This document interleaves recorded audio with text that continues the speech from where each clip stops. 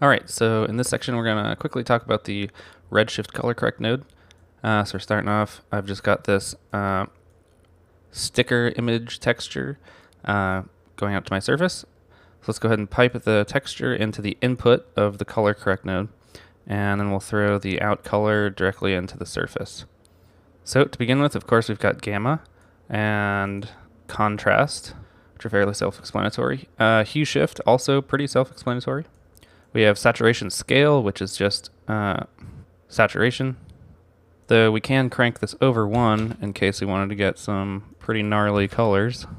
And we have level scale, which is just an overall brightness.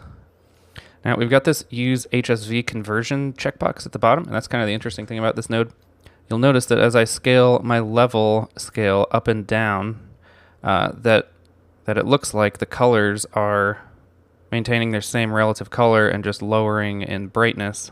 And that's because this checkbox has converted the calculation into a HSV calculation rather than an RGB calculation.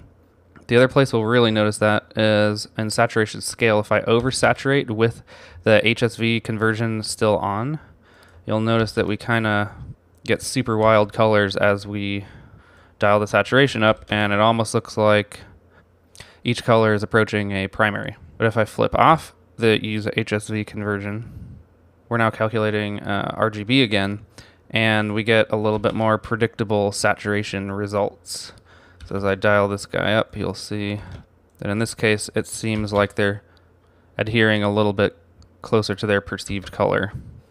Now, if I'm being honest, I personally use this node the most for its hue shift ability. So you can see that the hue shift value ranges from a 0 to 360. So if we were to have some user data or some attribute driving our hue shift, like a noise, let's just take a look at this guy real quick, and we'll remap this value from 0 to 1 to 0 to 360. So black's going to be 0 and white's going to be 360.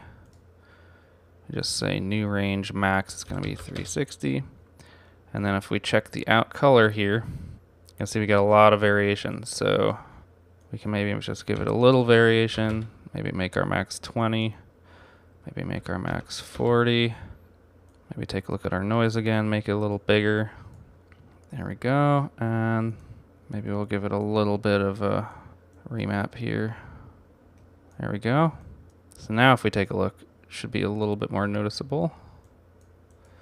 Dial this back up to 360 for a second.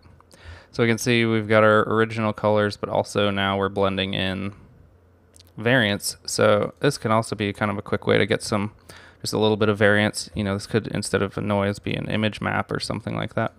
Or, you know, it could just be a simple gamma shift, or really whatever you need this guy for.